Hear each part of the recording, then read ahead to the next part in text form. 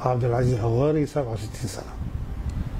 والله أنا قعدت يومين كده مش جايب حاجة، خبرت على الموضوع ده، وبعدين في الأخير جابوا لي الدكتور هنا الدكتور محمد، وربنا وفقنا الحمد لله وخذ بيده سبحانه وتعالى.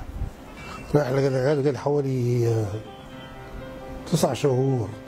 في الأول بعد ما عملنا الإشاعات وعملنا التحاليل جينا الدكتور محمد هنا، فحدد لنا 20 جلسة إشعاع وخلصناه، وابتدينا في العلاج الموجه.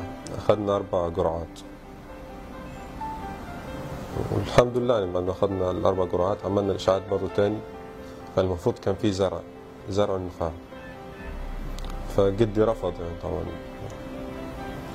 فاقترح علينا العلاج اللي هو الأمريكي الجديد اللي هو العلاج بالأجسام المضادة، وأخذ الجرعات والحمد لله ربنا تم الشفاء، ودلوقتي ماشي على راسي. أول ما ابتديت في العلاج بتاع جسمي وزني نزل خالص، خد بالك، فلكن الحمد لله رب العالمين كل شيء طبيعي دلوقتي، رجع وزني ورجع زي تمام خالص، خد بالك، وربنا البركة في الدكتور محمد.